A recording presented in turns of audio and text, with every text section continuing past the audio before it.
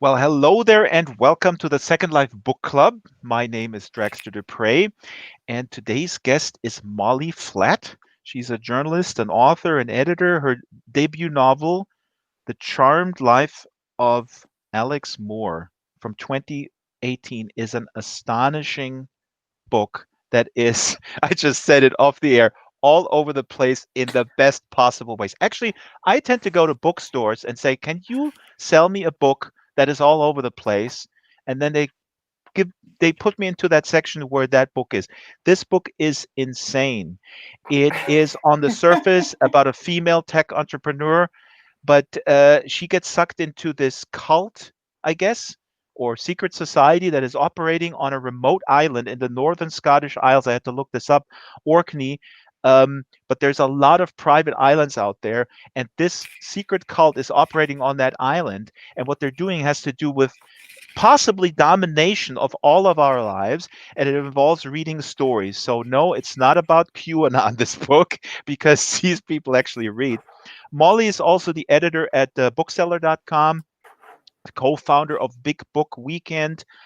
She runs an upcoming the Future Book Conference, which is a virtual conference. We'll talk about that too.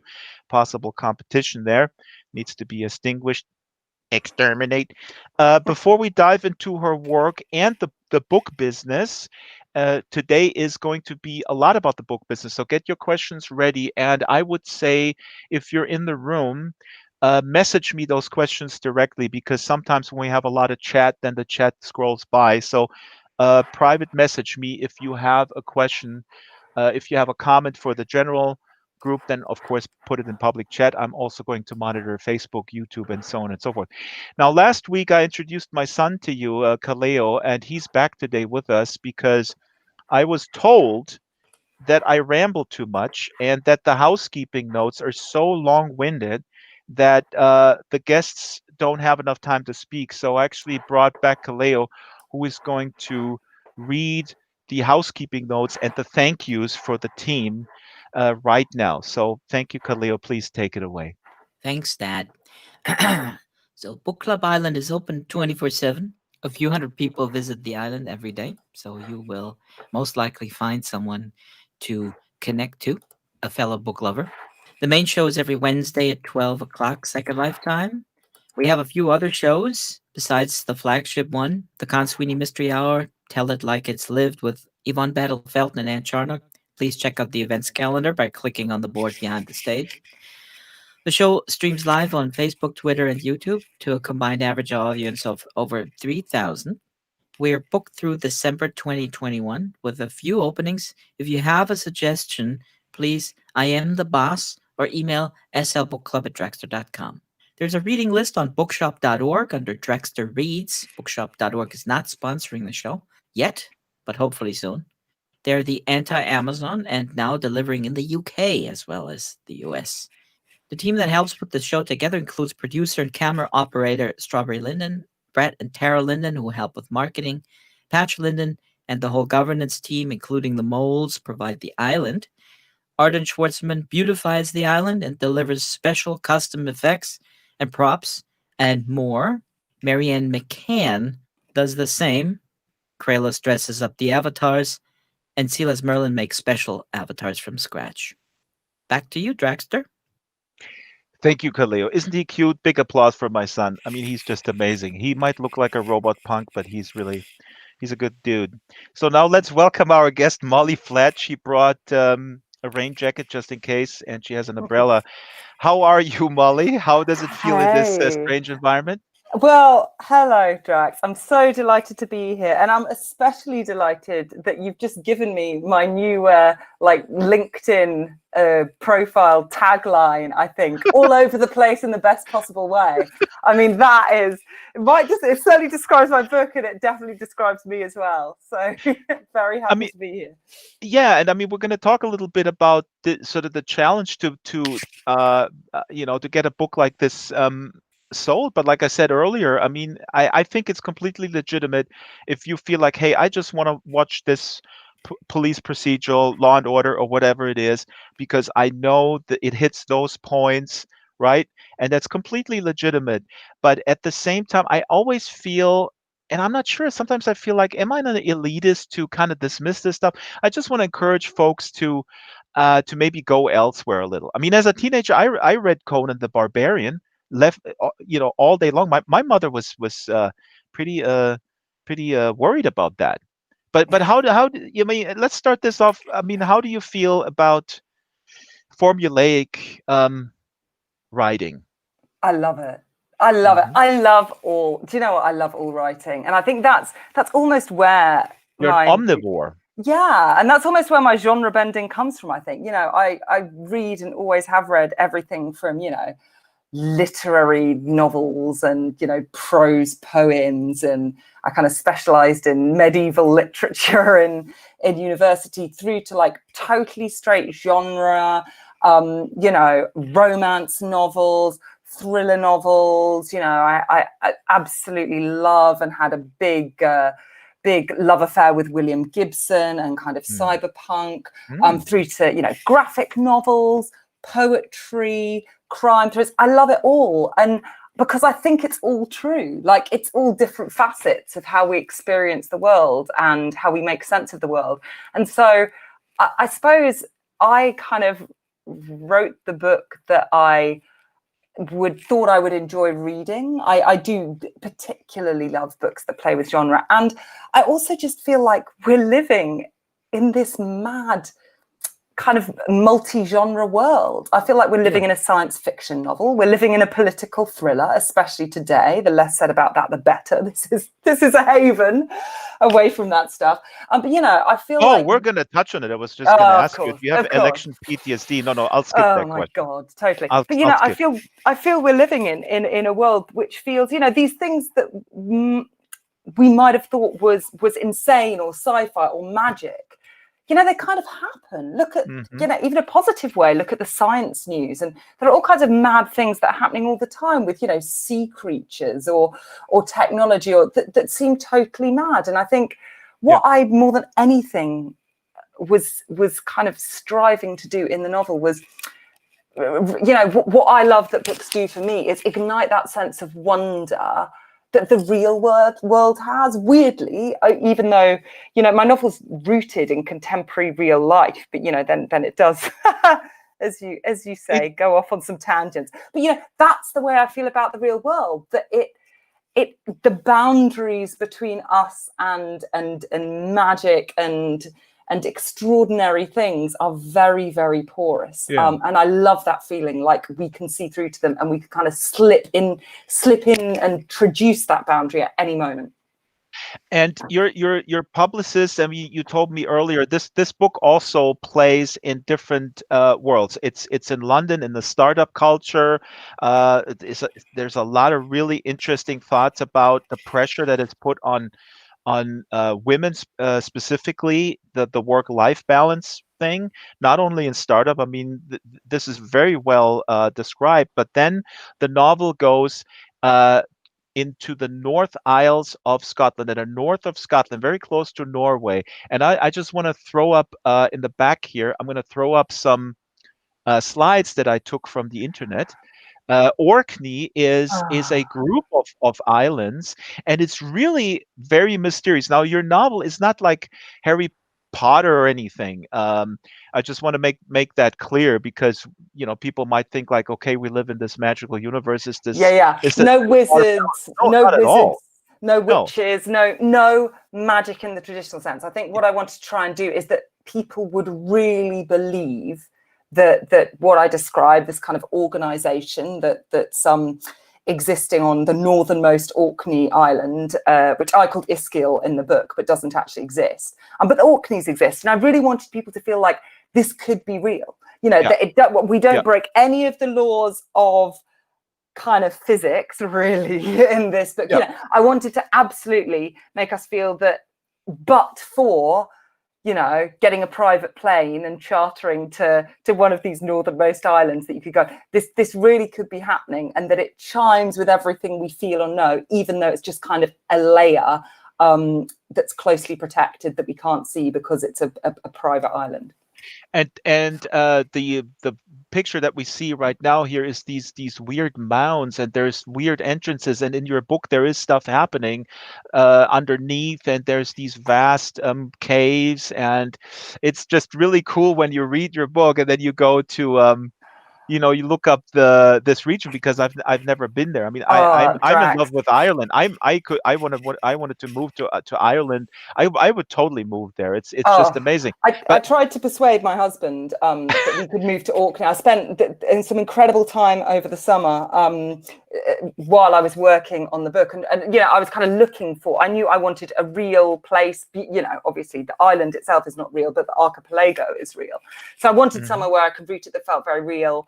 I played around with some ideas, and then I visited Orkney, and I've become this crazy, boring advocate, telling everyone they've got to visit, because it is. I mean, look at it. Look at these pictures. You say, again, the but it's also the real magic world is is really there. magic. Exactly, It's the there. magic of the real world here with these stone circles and Yeah. those mounds. And it's slightly disconcerting because there are no trees because of the wind. And Yeah. so you get these extraordinary kind of 360 panoramas.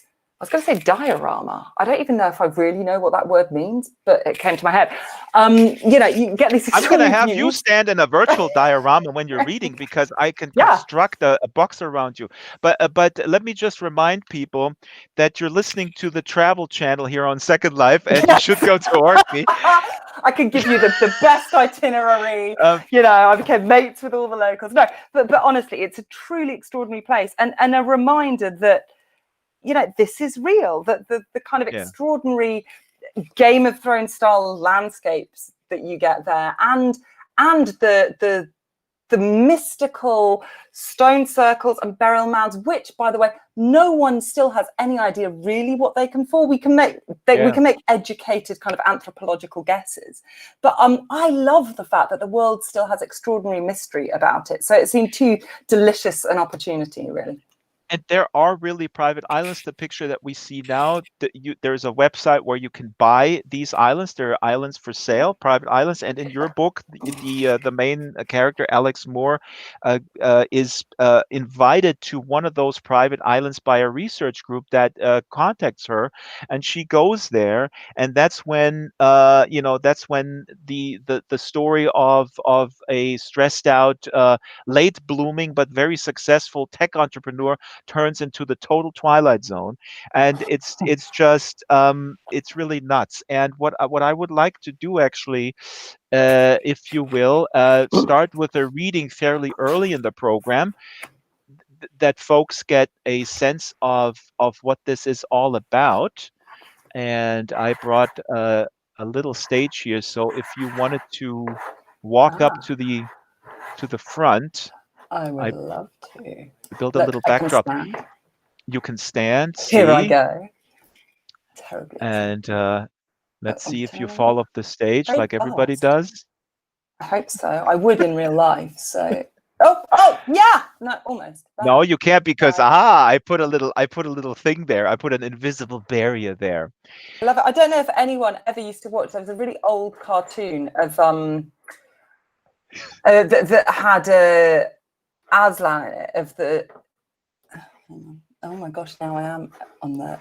No, you're there. You're there. Yeah. Just go a couple steps forward, and I can bring the book stand Perfect. a little bit closer. So Here The we Lion, go. the Witch, and the Wardrobe. There used to be this terrible old cartoon of it, and at the end, Aslan gallops around, and flowers bloom under his feet. So I'm getting an amazing, like, Alex Moore, Molly Flatt, Aslan moment here, which is pretty special.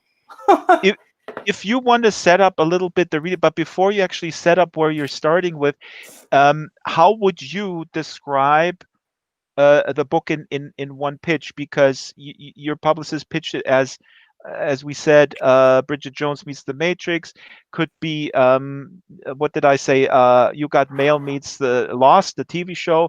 And here on the book cover, and this touches upon how difficult, if people can zoom in here, look at the book cover. I mean, I like the cover a lot, but it could be extremely misleading. Yeah, So it's not a criticism of the cover, and we talk about this on the book club often because authors don't have a lot of agency over the how the cover is designed. So I don't want you to throw the designer under the bus here, but how would you pitch it now? Actually, here in the back it says it's the Black Mirror for Generation Me. That's not bad at all. that's pretty good. That was the wonderful Philip Jones at the bookseller who coined that one. I think the Pan Macmillan team did an extraordinary job with a really difficult task because, of course, what we all wanted was for the book to reach as many people as possible.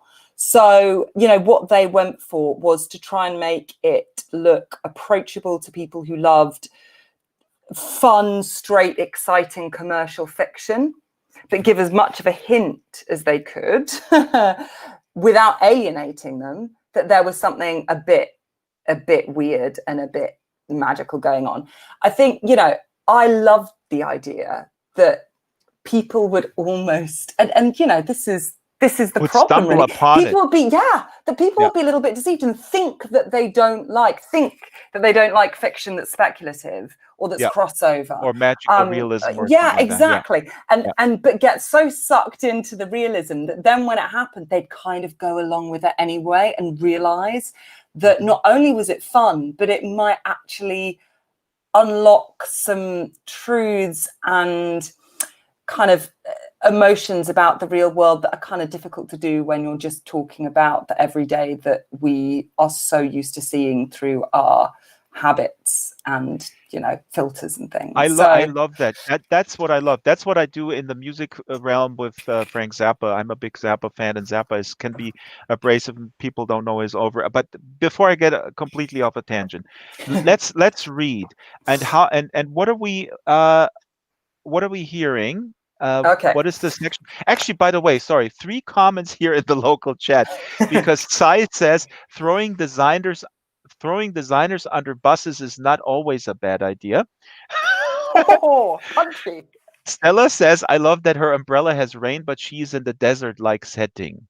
Well, the north of Scotland is not necessarily a desert. It might be looking like this a little bit. Okay, so what are we here today? Right. So at this point in the book, as Drax said, Alex is a tech entrepreneur. The company she set up is called Eudaimonia. It's a kind of cross-platform wellness community. Make of that what you will. And Alex has been invited to come and collaborate on a white paper kind of about leadership and transformation by GCAS, this kind of mysterious organization on this private island. She's also had a bit of a bust up with her fiance Harry, who isn't very happy with her sudden success and how little time she now has for him. So she decides to accept this invitation. So she's on the train, leaving behind, she's got a bit of burnout, she's exhausted, she's leaving behind London, Eudaimonia and Harry, and heading out to Ischgl. And also she's been experiencing some slightly weird kind of episodes, as she calls them, but that'll come through in the text. So I think that's probably all the context you need to know for now. So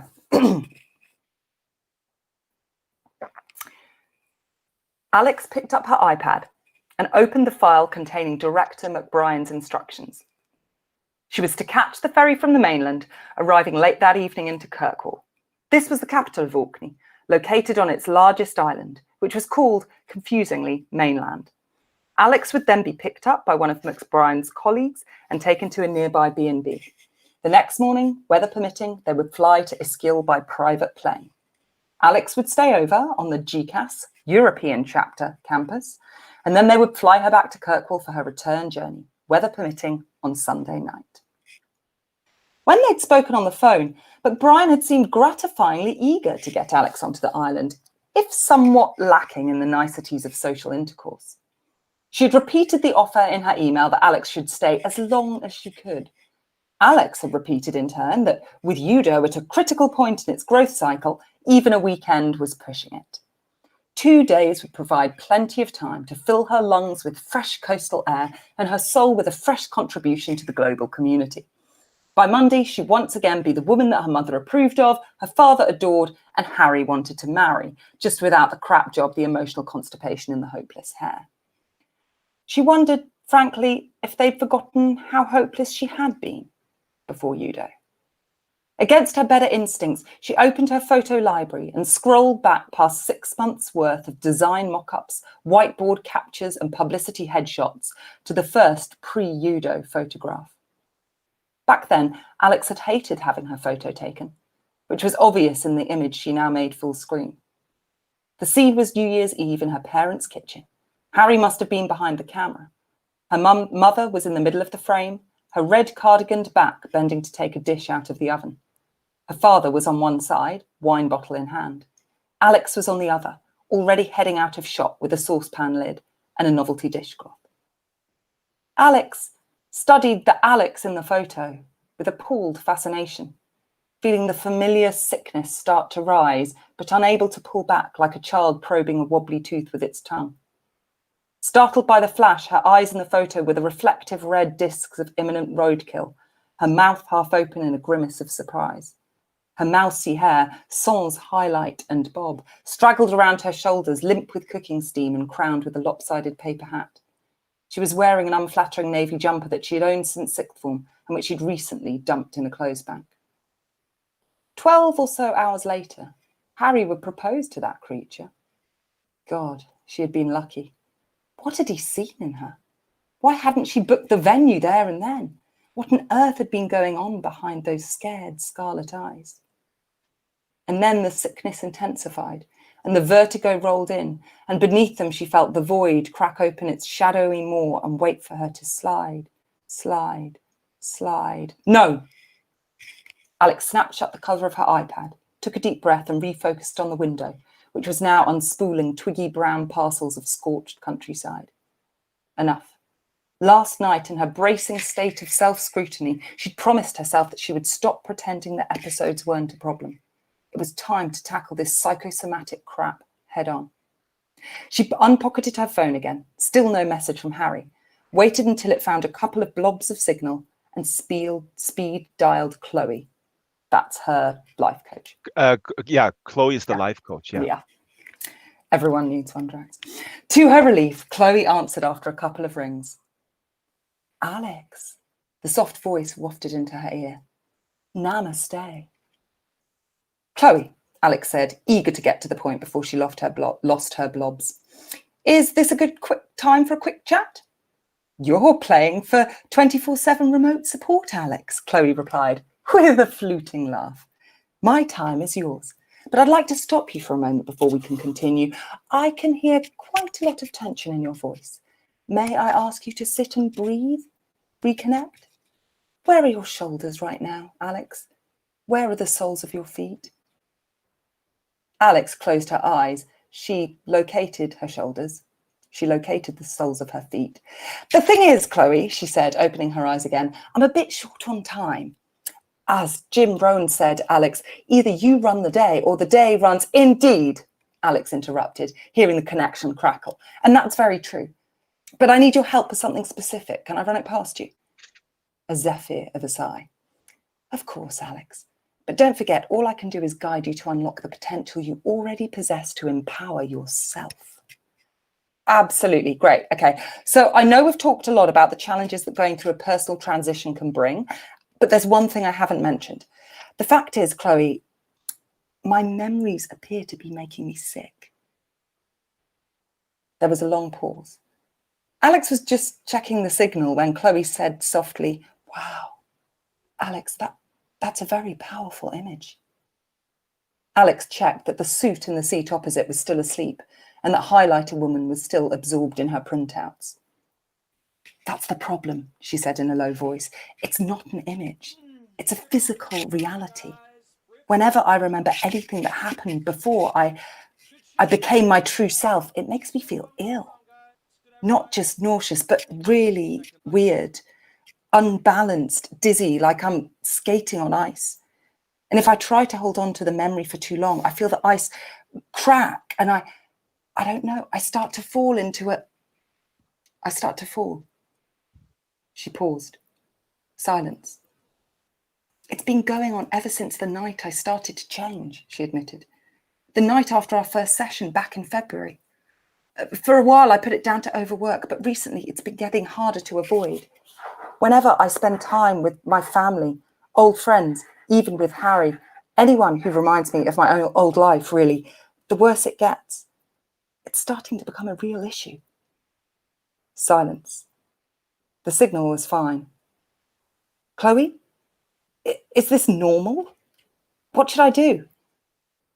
At this, there came another sigh. Featherlight.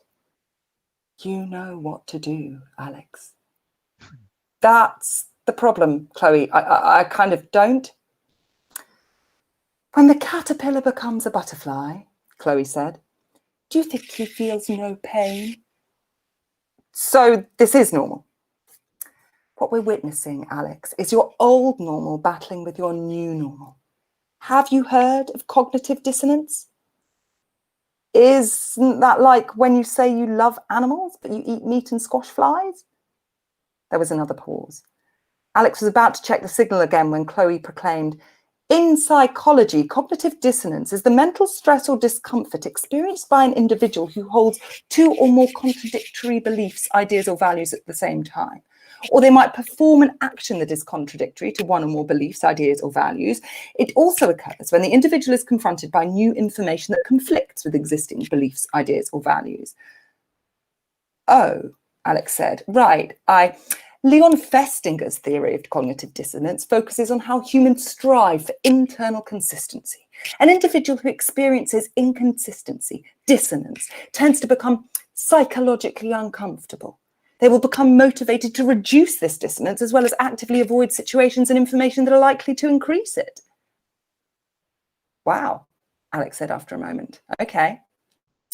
In short, Alex, Chloe said, your brain is struggling to assimilate your new belief system. Feel the conflict. Feel the conflict, then let it go.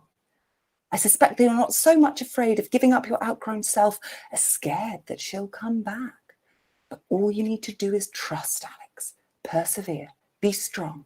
Keep gathering evidence that refutes your old limiting beliefs. After a while, your brain will realign, and you'll be able to look back on your memories with the fondness of a wise mother for an ignorant child. You'll become more powerful than ever before. Wow. Alex blew out a breath. That's extraordinary. No, Alex, Chloe said. The world is extraordinary. It's so much bigger and stranger than most people want to believe. And you've become a true part of it now, Alex. You're extraordinary. I'd like you to say it to me. What? I'd like you to say that you're extraordinary, out loud. Oh, Alex glanced around. This isn't really as Brené Brown said, Alex, shame erodes our courage. Okay. Alex lowered her voice to a whisper. I'm extraordinary. Alex. I'm extraordinary, Alex said. Alex? I'm extraordinary, Alex bellowed, making the soup jerk awake with a snort, and the highlighter woman sent a great arc of green skidding across her page. Big round of applause. And this took place in the train. And this is so awesome because she has this relationship with this life coach, and there's a really kind of a satirical tone here that goes in and out, which I love. And the life coach is a nice person, but at the same time, it's also kind of a ridiculous stereotype that she has a life coach, and that the life coach puts forward this mishmash of stuff. Anyways, if you're just tuning in, this is Molly Flatt reading from The Charmed Life of Alex Moore. We can sit back down. It was a wonderful reading. I was actually I put I love Chloe. She's an absolute dick, and there is a strong line of satire in this book about millennial life, millennial angst, self-help, all of which I've totally bought into over the years. I've gone through this cycle of like excitement and enthusiasm and then disillusion. And yeah, that's one of the things I wanted to do in the book, is really kind of interrogate that experience of how much we can really change ourselves. What authenticity means, again, such a kind of hackneyed word nowadays, and to what extent we get to kind of choose who we are, I suppose. It is really about this determinism. It reminds me of, it's funny because last week was Charles Yu, and it's similar themes, but the way you express these themes, because Alex is she considers herself a late bloomer, I guess. She always talks about how unfocused she was in her youth, and then all of a sudden, By the way, she's only 30. So again, I yeah, think that's a reflection of like yes, this millennial desperation that if you haven't kind of, created and sold £1 billion startup in your bedroom by the time you're 16, you're pretty much failing at life. yes, that is actually really a brilliant setup from the beginning, because exactly, she is by all intents and purposes very successful with this startup that she's selling. Um, the thing is, she is obsessive, and I could relate to this too.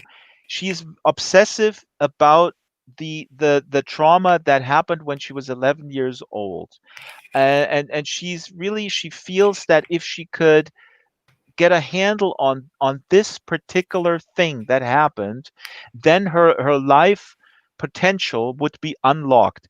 I mean, I can completely relate to that. I didn't have a traumatic childhood, but for whatever reason, I was obsessed with finding out. I was obsessed with the idea that there was something that hindered me to fulfill my potential. And the way you describe it, then also when she then gets in contact with this secret society and how they look at things, it's just brilliant. But Thank you. And I think that yeah, is, for me, that was at the heart of what I wanted to do. And I love that kind of resonates with other people. And, when you write a book, you have no idea if any of it's going to, any of your deepest, darkest soul is going to resonate with anyone else, which would be terrifying. But I think that idea, that dream, that lure of just being able to snip something, just being able to snip it, take exactly. You something out identify it or and then you turn cut it it, out. and then you'll float free. And that seems to be the message behind so much self-help, so many kind of methods of psychotherapy. This idea that if you could just get over that one thing that's holding you back, everything would blossom. And I think life doesn't tend to work like that, but it's a compelling dream. And that was really what I started with the book. Classically, novels or most stories start with something goes terribly wrong, right? So you set up a story world, and there's a context, and there's family, and there's friends, and there's things going on, and then the inciting incident is like something terrible happens. And I thought, I'd love to write a book where the inciting incident is that everything goes right. Like it happens. That promise, I think that thing where I felt like my generation were always encouraged through Instagram and social media in general and advertising to believe that everything could just be perfect if you'd only have that little bit more spirulina powder, or buy that moisturizer, or get the right book, or have that bit more therapy. I was like, what if that actually happened?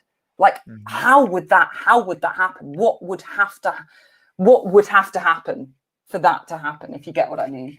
Yeah, totally. And how would everyone react to it? I was just, it was such a wish fulfillment thing of going, okay, come on then, world. Let's say that thing you promised us is possible happens. Let's run with that and figure out how it might have happened, but also figure out what happens to everyone around you, and what happens to yourself. Because, Alex, I absolutely love her, and she's also a total dick. And so it's like all of these wonderful contradictions come into play. And it was just fun. It was just fun going, right, let's take that head on. Let's make that happen and see where we go. It is very universal, I think. I mean, you said, it is scary when you put something forward and you think, okay, this totally resonates with me, and everybody else may think like, what? I mean, what are you talking about? I cannot relate. But I think that everybody can relate to the the fear of failure thing, and in the book somewhere you say, because she aims so low until then she gets to this, to be the CEO of this social media startup, but her life before is always these sort of like, yeah, okay, compromise, and let's not rock the boat, let's just take the, the lowest common thing, get that job, keep your head down, and then there's an opportunity that rises for her to go to New York, and she turns it down, all this kind of stuff. And then later in the book, I think you're right. Is it a fear of failure, or is it being terrified of success? I mean, that's kind of the same thing, or two sides of the same coin. How does that relate to you? Um, it certainly relates to me. I told this story before. I mean, I studied sociology, and I always wanted to become a musician, and I thought I would never get into the conservatory. I was afraid of it because there were 1,000 people applying, and 30 or so would get in, until somebody told me, "Hey, what are you talking about? Why didn't you try to do this entrance exam?" And then I did it and I got in. But I needed that push from the outside, and that wasn't a life coach at the time. Yeah. It was a peer, right? Yeah. So Yeah. it's also interesting in your book, because I was thinking, like, who is the friend, or who pushes you in these sort of life changing, or that then the trajectory, what's these important decisions where the whole trajectory changes. But yeah, I mean, how much of this is you, about this Oh, whole fear of failure oh, thing? that's been. I Let's mean, do some yeah, therapy. yeah. I don't have any life. Let's do it. I mean, totally. Like all novelists, the character is 100% me, and no, Aha, but you heard it but here of course, first on the, no. yes. I mean, I am joking. Oh God, I hope. Because Alex really is. I mean, I'm a dick as well in many ways, and certainly letting that shine through her. But yeah, I think, of course, that goes deep in me, because otherwise, like, my debut book, the one novel where I'm writing, the culmination of it took me years and years to write, the culmination of my kind of early adulthood, comes through with that. And I think it's fear of success. And what I've really learned, I think, in the past, funnily enough, in the past few years, is redefining success, questioning Mhm, what success is. I think, mhm, I've grown up in this world and be very involved in social media, and kind of, to begin with, a professional capacity, and then kind of watching it and writing about it. Um, success is the drug that it sells us, and it's a very homogenous but very compelling vision of success. I am the utter cliche. I feel like my entire taste. Here I am sitting in my flat, surrounded by bloody plot plants and, grey furnishings and white and, string shelves, which is a very nice brand of kind of slightly industrial shelving, covered in books, and an old typewriter and like oh, black and white pencil prints, and I'm just this aching cliche. And I feel like, to some degree, I buy into all that crap wholeheartedly, whilst also knowing that it's total crap. It's almost impossible not to. It's a beautiful dream. I'm um obsessed with floors, wooden floors. Will Wiles was here, and people go like, "What?" I look at floors. Anyways, I'm getting off a tangent here. Let's talk about floors. No, floors, or floors with an AW. There's a segue. But honestly, that's kind of what it's about, right? It's about everything being perfect and everything being shiny. And I think, I strived for a long time throughout my 20s to do that, to make everything perfect and to make Mhm. everything shiny.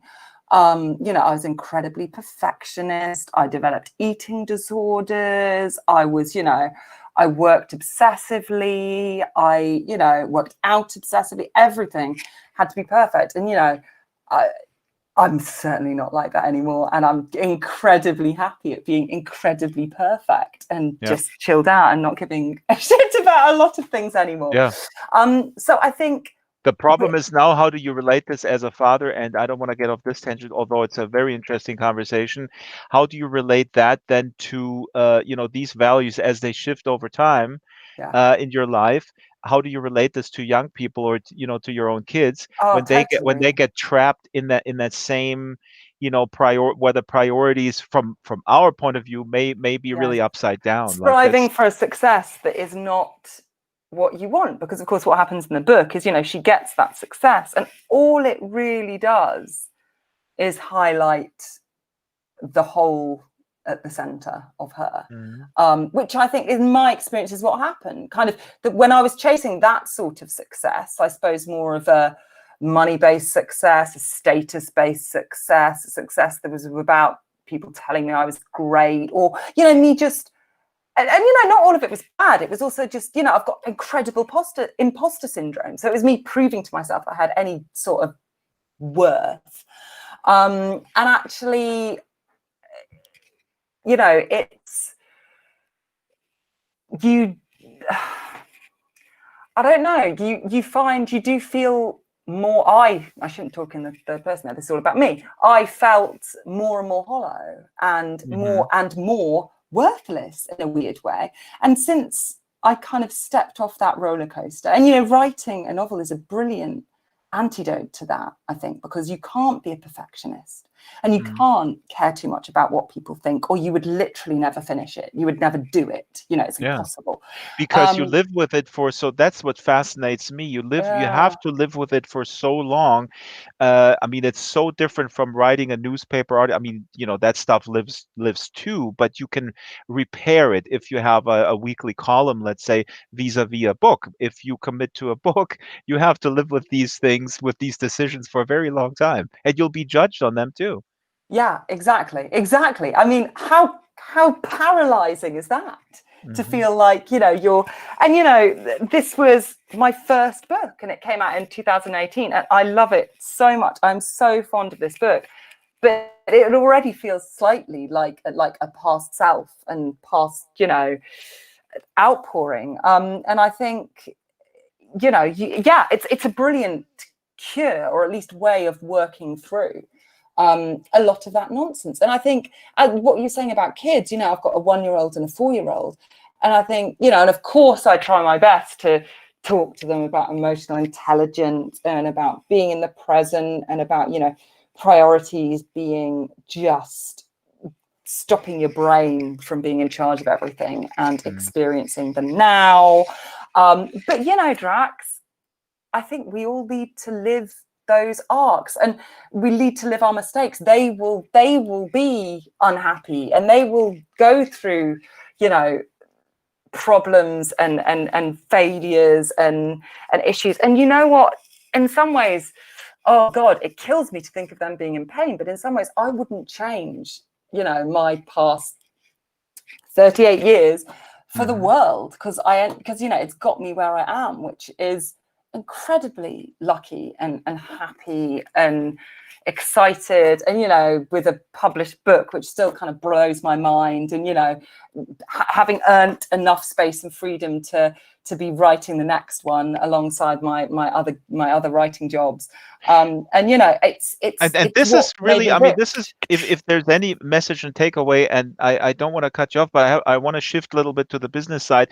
What you're saying now, I mean, this is this is really the takeaway message from the novel, I think, is that the editing yourself is maybe not good. The surgical extraction of whatever trauma you think is holding you back, that's not a good prescription. The prescription it's unnatural. It's unnatural. It's, you have to breathe. Let's go back to Brené.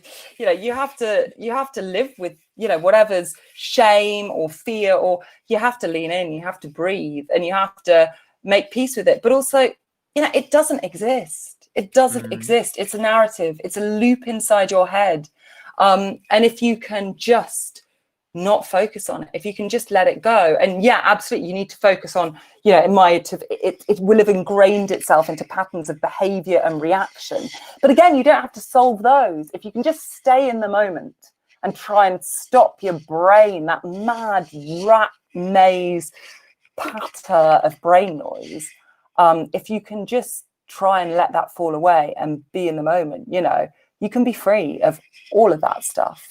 So yeah, focusing on it and trying to snip it away and trying to rid yourself of all badness. You know, it's nonsense. We're humans. We're messy, chaotic, as you said at the beginning, insane human beings. And that's exactly what we should do. And we should learn to have fun with it and dance with it, really.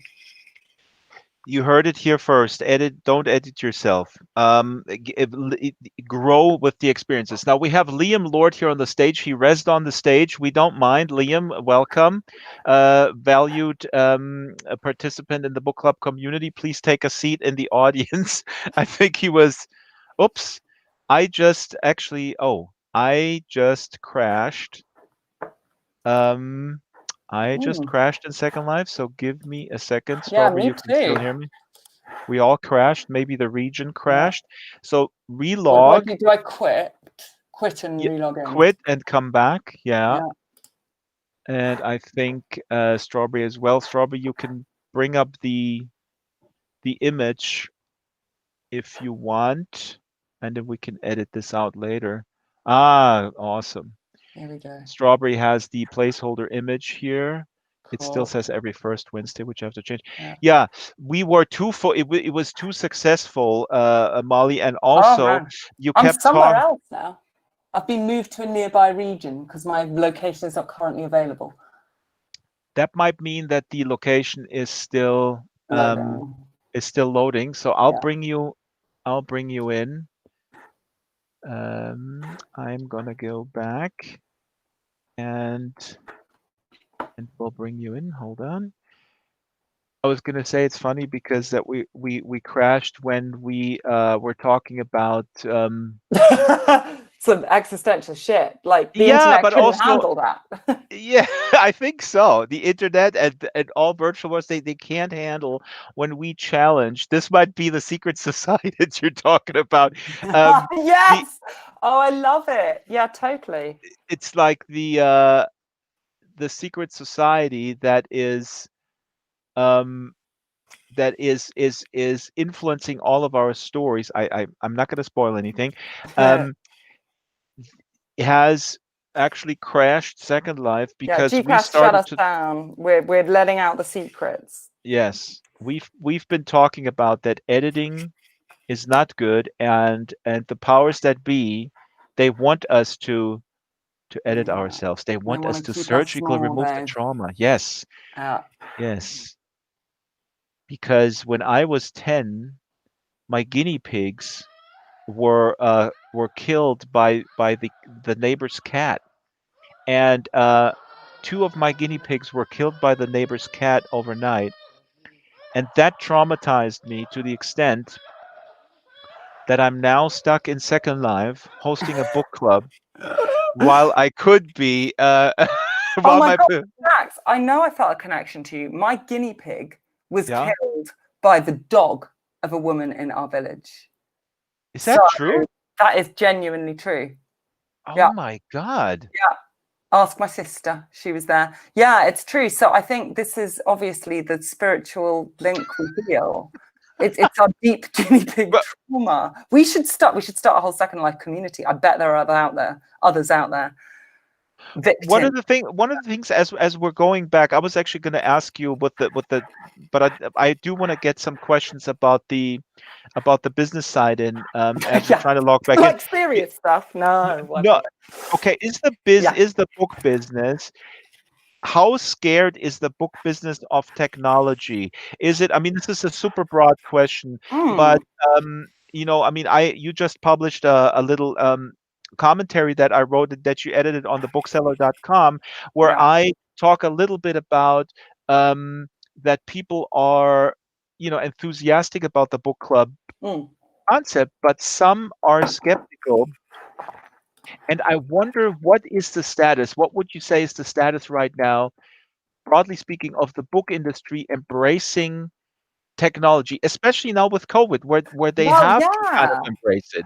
I mean, Well, yeah, go ahead. yeah. I think so as you mentioned at the beginning, I help program Future Book, which is the booksellers kind of flagship conference at the end of the year, and we run as part of that the Future Book Awards, which have been set up, and this year obviously we're awarding the incredible work that has come out of lockdown. And I must say, the book world has in a lot of ways kind of knocked it out of the park. Everything from, if you look at independent booksellers who, you know, have really strong links with their local community, who survive with kind of their regular customers, tourist footfall. You know, some of them have pivoted, to use a very Alex word. Yes. Pivoted Oh, I love that word. Oh, magnificently. yes. You know, they've gone online and really stepped up their social media offering. They've created personalized book bundles for people. They've been doing incredible recommendation on Twitter. You know, they've still been doing a lot by hand to kind of, you know, get stock out to people in their houses. There's been an incredible rash of awesome virtual events and meetups, kind of virtual noir at the bar. Was kind of done through Facebook, which was a brilliant showcase for crime writers, and you know, some debut writers managed to get deals through stuff. There's been huge festivals created by the teams who had been working on book campaigns for months and months, carefully creating, you know, real world experiences, tours, interactive events. All of that got lost. All of that got crashed. And, you know, and so they then turned it into incredible, you know, online virtual events. That was actually one for the Rangoon sisters, that was a supper club where then people got sent to them delivery food that they all ate together while they watched this event where the authors were speaking. You know, there's been for Ken Follett's book, Pan Macmillan created a whole world for kind of Kingsbridge, which is the world that his novels are set in. So honestly, I think, as often in times of crisis, you know, a lot of the time people are just struggling to survive. And frankly, that has taken all of their technological ingenuity. It's not just, you know, the top sexy layer of stuff. It's the basic stuff about just trying to, you know, get their supply chain sorted. But there's been some... Right, because I think that's why I rubbed, not, you know, with my enthusiasm about doing this NSL, I realize now that I was probably pretty obnoxious with a few people where I say, hey, come on here. And they were like, dude, we're just trying to survive our local store. You know, yeah, we're but like, you know, really... being obnoxious is fine as well. And you know, there have been times where the book industry is a big one and an old one, and it can be slow to change. And you know, there have been times when people kind of, I suppose, felt a conflict between. I'm sorry, Molly. Can you turn on your Second Life voice? Hit the button on the bottom. Oh, hit the speak button, and then we're back. Yeah, can you hear awesome. me? Cool. Yes, perfect. So no, go ahead. Yeah, I think, you know, it's understandable that, you know, the book industry is a big one, an old one, and it can be very slow to change. And perhaps there's been some antagonism between, you know, people seeing technology as a threat to books. And, you know, frankly, Drax, in some ways, it is. The biggest threat to books really is people's attention being taken elsewhere. It's not the technology through which we might consume a book or buy a book, although, you know, the big A that shall not be named has done an incredible amount of damage to independent bookshops, to author earnings, to, you know, a whole raft of things. But, you know, generally technology, you know, can be and is being used as a great complement, and, you know, to speed up processes, to reach new audiences, for people to just share their passion about books as we are now. I think obviously, you know, the biggest issue for the book world is people's attention, and, you know, scrolling on social media or Netflix and chill being the thing there was actually other than reading. But lockdown again has been pretty amazing for that. You know, Bloomberg report record sales. They said that, you know, book sales have risen almost 20% during the pandemic. In 2019 was the biggest year ever for UK publishing, according to Nielsen. So, you know, it had record revenues, up 20% from 2015, for example, to give a bit of context. You know, non-fiction sales rose 6%, surpassed 1 billion. This is all UK stats, because, you know, that's my that's my hood. And audiobooks are nuts, fastest growing sector, revenues up like 40% in 2019. So, you know, the book is an incredibly robust technology. It is, you know, it is not really one that needs fixing. Or It's the you put the finger, the you put the nail right on the head. Exactly. It's the fighting for the attention, the ever, lowering attention span. Is a multitude of reasons for that. Uh, I want to put a pin into. Do people even say that? I don't know where I got that, but I like it. I want to put a pin into the evil A, because I have here on my run sheet, how evil is the big A? When people are buying books, how can they avoid that? I mean, well, it's so yeah, ubiquitous. yeah, I yeah. have to honestly say, I was, for the first time during the beginning of lockdown, like probably like many of you guys, I have ordered food on Amazon actually. Now I have the luxury of, we have a small Turkish store right around the corner. And so I call them, I pick it up. My son has tested positive, so we're under a very strict lockdown. So Mm. these alternatives exist. But in the book world, going to Amazon is kind of, it's like, we're so conditioned to do that, I guess. Yeah, look, Amazon has done some great things for books, just in terms of perhaps make it easy, super easy and fast for people to buy books, and cheap, and therefore increasing reading, which is always a good thing. It certainly fueled the rise of audiobooks, which again is a fantastic thing for accessibility, but also for just getting people into books any which way. And it's self-publishing, its market that it's opened up for self-published authors has been incredible. You've got authors who, through the kind of Kindle marketplace, have been able to build careers and spread their work, and that's fantastic. But it's an economically unsustainable model. And that is the biggest thing. You might have a couple of winners that manage to get the numbers and manage to survive off the kind of tiny royalties that you can get through Amazon with their deep discounts and everything like that. But it's a totally economically unsustainable model for authors, for sure.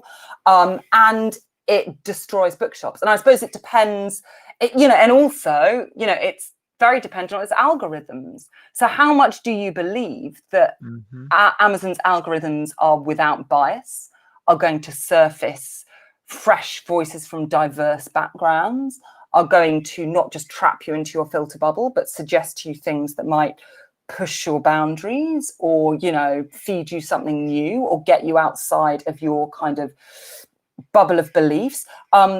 Great bookshops can do all of that.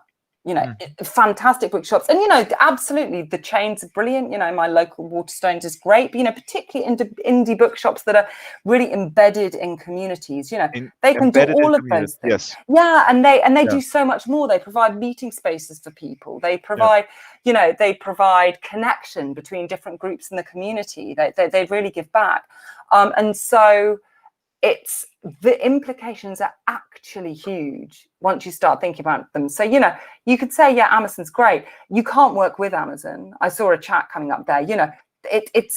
Amazon is a dictator. Amazon does not work with, and in fact, I was just gonna pick up on that, because that's completely naive. And I mean, we would need to have another hour to really talk about, because it's a super important topic. We'll pick it back up, but it's completely naive to believe that that there's any sort of negotiation room with a behemoth like that. And I love, Molly, that you say that the model is unsustainable for the art of writing. There may be some winners that always are going to be sort of highlighted. Look, these guys are self-published. Look, now they're selling millions. But for every one of those, it's a lot of people who lose, and that business model. And we don't have time to go and dissect it, but I think I will have to do a special show on this, because it's so important. Because I think people still don't understand how dangerous this is. So I applaud absolutely, you and for. and Go ahead. looking, we said we were trying to avoid it slightly, but looking at what's happening politically and socially in the US and the UK and many places in the world, there has never been a time when we need more freedom of speech, and when we all need to be reading things that help us empathize with people who are not like us, that help us see different points of view, that help us reach actually experts who have done, rigorous research and have experience in fields who we can learn from, people who we can step into their shoes and read a novel written by, whoever, Somali immigrant, whatever it might be. It's incredibly important. And again, it's very hard for those things to surface in a marketplace like Amazon, which is all about stuff that is like stuff you already like, and that is probably, But the main reason here is, God, I'm going to get hate mail. Like, oh, Draxtor's again interrupting the guest. He used to be good the last 2 weeks, and now he's. When I interrupt people, it's because I'm enthralled by what they say. Then the exuberance comes out. I was just going to say, because Liam Lord is talking here in the chat, I would just say the issue with Amazon is the monopolization. Huge monopolies are not good. In any circumstance or in any category. Monopolies are not good for the free expression of ideas. They're not good for diversity, for colorful diversity. And yes, I could pick some examples. I could pick The Grey House, which was an amazing book, which was translated by the Amazon translation division, and maybe otherwise I would never have gotten this Russian book. But the problem is really the monopolization, and that has to be tackled with totally. And it's just laws and just curbing those types of and there've been lawsuits being taken out against them because of intimidation tactics they've used with publishers who won't toe the line. And it's a pretty horrible organization from what I can read in terms of warehouse conditions, how they've treated their staff during COVID, environmental approaches, everything like that. So I suppose, it's a real case of conscious consumerism. Now, before I sound too smug, by the way, have I bought stuff on Amazon? Did I buy something on Amazon today? Have I bought books on Amazon? Do I ever link to my book on Amazon? Yes. Right? So also, it just creates this great stew of self-hatred because they're bloody brilliant at what they do. They make everything cheap and they make everything fast. And, we have to have self-restraint and we have to disadvantage ourselves in some ways if we're gonna kind of control ourselves. But it really needs a big conversation about what we value in our societies, in our cultures and books. Exactly. The personal awareness is important. I feel the same way. There's an Indian author, Indra Brahmadas, is coming here to the show a couple of weeks, and his book is I could only find it on Amazon. Well, they also have it on Book Depository, which is a surprise, owned by Amazon. So it's the only way I can get my hands on the book in time for to read it for the show. Now, we are out of time, but my whip cracking producer has allowed me a few more minutes because we crashed early. So I want to open the floor for questions about anything that you want, book business stuff or publishing, because I know we have a lot of aspiring authors here in the crowd. A few of them, some are self-published. Stella is asking, Molly saw a lack of strong female characters in tech and sci-fi stories. How does she feel that technology informs female or gendered identity? What is Molly's biggest struggle to overturn classic stereotypes about women and gender in your novel? Yeah. And you're writing a new one. I guess that's a continuous struggle. Yeah, interesting. I feel like I need gin and tonic to answer that one, really. Does somebody have a drink here in Second Life? Put it on the stage. Yeah. I think,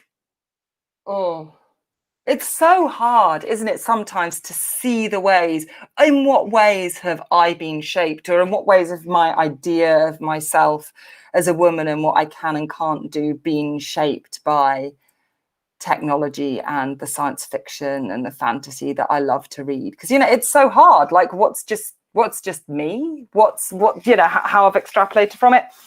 Look, I think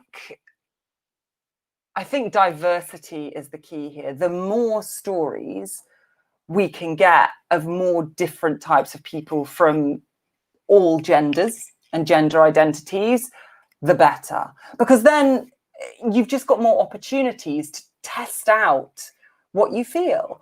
And so I think, I was never a coder. I was never a true, I was never a true geek in that sense. I wasn't, got my kind of computer in my bedroom and I was taking it apart and teaching myself how to code. I was a very early user of, in fact, I used to do a lot of Second Life when I was younger and I'm delighted to have kind of rediscovered it now. And I did a lot of early blogging and forums and things like that, but I was never a proper kind of coder geek. And so I felt the kind of some of the William Gibson kind of super cool or hackers style or Lisbeth Salander, like supposedly strong female tropes. I didn't feel I was them. And I also felt they were hugely damaged. And I think there's often an association of damage with cool. They're cool because they're fucked up, because they're miserable, because it's that slightly emo gothic feel. And It's I'm a similar not thing with comedians too. I mean, this is a slightly related thing where, can you only do good comedy if you have a totally effed up Oh my life? God. Or Drax, can you Mhm. only be a good writer? I mean, this is a classic one, right? An alcoholic. If you're an alcoholic, Yeah. if you've, again, like we were saying, had deep past trauma other than your guinea pig getting killed by a dog/cat, are you, can you only do anything of worth in this life or be any sort of interesting, heroic figure, be it in a novel, a sci-fi novel, a tech site, or just a writer, or just in life, without it all being pretty dark and fucked up? And I just totally disagree with that, because do you know what? When I was most dark and damaged and self-destructive and screwed up, I was just the most boring person. My world was so small. It was all actually totally ego-driven, all about anxiety and fear and all of those things. And it's just a series of cliches. So I think the most important thing, and this comes, full circle back to our conversation about independent bookshops, and people, publishers facilitating and people discovering amazing voices, just being able to access all kinds of weird, quirky, different ways of being for a woman and a man that don't involve either being perfect or being fucked up, but a happy, normal mixture perhaps in the middle, which I feel most of us are.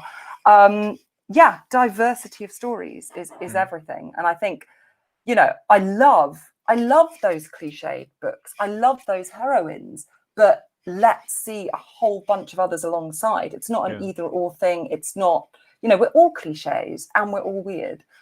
So it's all about breadth and kind of encouraging ourselves to read that breadth and facilitating a publishing economy where that breadth exists and can be easily found. Amen. Amen. Testify. Ruby says in the chat here, I was thinking that Amazon in a way is like a contract with the devil. As an indie gives you the chance to publish with them. And I know Ruby has written a novel, and you can type it here in Spanish, and she has translated it herself into English. Shut really up, cool. Ruby. She says, as an indie gives you the chance to publish with them, then when no other publishing houses have time or interest on a newbie, but you have to accept to be only with them if you want a couple of juicy tools for distribution. I mean, that's what we're talking about, the market power. But would you recommend, Molly, to go that route? We had tons of different opinions here about self-publishing versus not self-publishing. We had stories about people who did, and then the interest came. S.L. Huang, who won several awards now in the fantasy world. Others say, no, don't do that, because then you're damaged goods. Well, I mean, do you know what, Drax? I think it depends what you want. Like, definitely, I wouldn't say self-publishing means you're damaged goods in any way. Look at E.L. James. She didn't do badly out of it. Publishers are receptive now to absolutely, taking self-published successes and putting their weight behind them and taking on those authors and reproducing the books or producing future ones with them. I think, self-publishing is just effing hard work. And so I suppose I could have been a classic case for someone who definitely should self-publish. I've written for a long time about tech and about culture, and I suppose used to work in social media marketing and digital marketing, so you could say I'd kind of built a network, I've built a platform, all of those kind of slightly horrible terms. I'd pretty competent tech-wise, if not a coder, so I could probably figure out how to pull it all together. Well, you're able to pivot, as you stated earlier. Pivot, very Dave. important word. Very important. And I've got friends who are incredibly talented artists and things. So, I'm pretty sure I could have persuaded one of them to do me a book cover and things like this and blah blah. But I want to spend every bit of time that I'm not spending making money, or which coincides very luckily with other jobs that I love, like being comment editor of the bookseller, or copywriting, which I've often done just to make money, which makes great money. I want to spend every bit of time not doing that writing, because my ultimate aim as a writer is to get better. So I just want to write books and finish books. So that's another big thing. Every time I come up with an idea and I commit to a book, I'm now then stuck with it until I finish it. That's like my rule. And I just want to get better at, I'm going to sound terribly writery here, at the craft, Drax. Yeah, that's completely legitimate. I love the word craft. I love the word craft. And it's like, that doesn't mean like super literary. I just want to write books that readers love. And so I'm not being disingenuous. Of course I want my books read. Of course I want them to have readers. But at the same time, I just wasn't willing to spend the unbelievable amount of time and effort it takes to self-publish, to self-market, to do all of those things. So I was kind of like, right. When I set out to write Alex, it was just because writing a book has been the one thing I've always wanted to do my whole life. And I was like, I'm going to do it. I'm not going to be that cliche of the digital marketer who wants to write a novel and never does it. So, it took me 7 years, but I pushed through and I got it done. And so then I was like, well, I'll send it out to some great, some agents and see what happens. And, I was lucky enough that an amazing agent picked up on it. And, I was like, I will try and get it published because I enjoyed writing it and I hope other people would enjoy reading it. And, I'm an obsessive reader and it means the world to me to have a book published. But if it didn't happen, I was going to shelve it and write the next one, and shelve that and write the next one. And, maybe at some point my life would open up and I'd win the lottery. But, I think I was always very, very realistic, possibly from writing kind of about the industry and working in the industry about the money and knowing that it is virtually impossible to make a living as a writer. And therefore I was always going to have to keep my other jobs. And I only work 3 days a week because I have my 2-year-old the other day, my 1-year-old the other 2 days, sorry. And, my daughter who's now 4, I did the same for her. So, it's now 5 years I've had a 3-day working week. And so, I was always very realistic about that. But also it's just about your priorities. I utterly admire people who self-publish and put that work into it. I just have such limited time that the time I wanted was just to write. And at the end of the day, I got my first book published. I still can't really believe that. And I'm still utterly joyful about it, just utterly joyful. But, if the next one doesn't get bought, or the next one, or the next one, or the next one, I'll just keep writing. And never say never.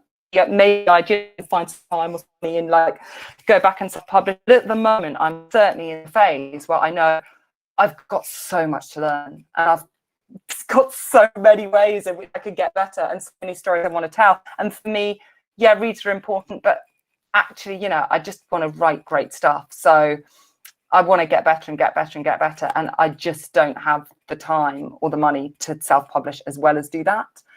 So I was lucky the first time and hopefully I'll get lucky again. But for me, the joy of the writing is everything, just carving out that space to write. And, I hate marketing. I hate all that other stuff. I hate selling myself. I hate, stuff like this is amazing because you're just talking and being yourself. But I want to do stuff that I love. And the writing bit is the bit that I love. And, yeah, I'm doubling down on that really E- by going down the traditional route. Essentially, I think what I hear also through you, and I mean, I think you need to be, and for Ruby here in the audience, she says amazing words, Oh, says Ruby. Ruby. Wonderful. And I was actually, Ruby, if you want to put this in chat, if you know that your first novel, maybe it's a big success, then I'm sure you don't have, you're not barred from Amazon to shop your second novel, or if there then generates this kind of interest, that you would be barred to shop your second novel elsewhere, because that would be really really effed up.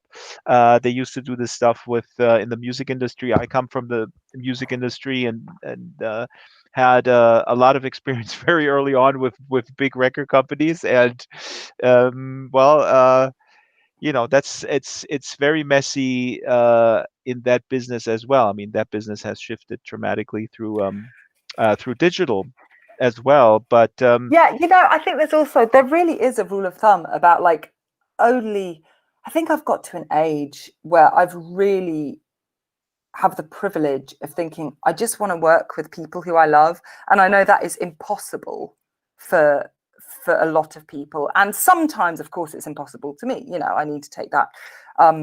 Although I'd say publicly, I love every single one of my clients and colleagues. But, sometimes you just have to suck it up and get on with it. But if I can choose, I want to work with people I love. I love my agent. I love the editor for Alex Moore, Bella Pagan at Pan Macmillan, who is incredible. somebody's just asking it. Sai is saying, well, if you're with a publisher, you gotta do editing to rewriting, etc. But that's not true, right? But you get an editor assigned, you right? get an editor, but they work. They. Oh, but it's totally true. Like you get an editor, but they just basically give help massively, but also give you more work to do. I love that. So for me, editing is writing. Editing's the bit where you do the good writing. Like first draft writing is the shit writing, and then editing is the good writing. And it's incredible work. It's rounds and rounds and rounds of rewrite. Well, actually, for people who that's probably just me. All the other authors are like, yeah, no, I did one perfect draft, and they just bought it. And of course, you have to do marketing on top. So I threw of course, I leveraged my network and did as much as I could and pulled together all kind of things. But I suppose I wasn't feeling that desperate feeling that was the only thing that was going to pull my book into the world. I felt like I had this incredible team, and that stuff was, I could relax and enjoy it and have fun, not feel that kind of all the burden was on my shoulders. And this was all that was between the book and obscurity. So, it put the self-marketing, but it made it more fun and collaborative and supportive and relaxed. And as for the endless, editing and redrafting, oh, I love it. Like that's when you're making the crap into gold, or indeed just into slightly more gilded crap. Right. And that feels, I mean, it feels powerful when you do that. I have to unfortunately cut you off. We're over time, and we're going to go to the post game. So we have another 10 minutes or so where people can ask questions in the room. Molly Flatt, big thank you for appearing on the show today. It was absolutely awesome. Your book is awesome, and your insight fantastic. I hope the audience had a good time. We crashed, we came back. You're a total pro. We broke the internet with our existential brilliance. It's been well, next time we need to know all about like your secret second life from the very beginning. Totally. But Drax, I hope you get enough credit as well, because I must say I've never had a more kind of passionate, informed, brilliant moderator. The way you've re-welcomed me into the Second Life community, created this incredible avatar. I mean, crazy thanks to the amazing designer who did that's this, almost my favorite avatar. Awesome. I'm in love. And yeah, it's just the most welcoming, inclusive, interesting experience. So yeah, Drax and Strawberry, hats off to you guys as well. Yeah, big thanks to the team. Big thanks to Strawberry thinking on her feed, streaming this, and Crash, and we come back. next week we let me look at my run sheet here real quick to wrap it up. Well, the big thanks to the team. Kaleo didn't come back. Well, that's good. He needs his freedom as well. I don't even know if that's my son or if that's just an avatar playing my son. Who knows? The book club every Wednesday, as you know. Next week is Patricia Murphy, an author from Ireland, and she has a book where one of the characters is an evil villain. He has an eye patch, and he's an industrialist, super capitalist, and his name is Drax, and he's the head of Drax Universal Media. That's a true story. I'm reading it right now. But It's does she surreal. have guinea pig trauma? Because if she has guinea I'm pig trauma, that's just gonna Oh my be God! the Then I ultimate. believe in the story that you put forth with the secret society.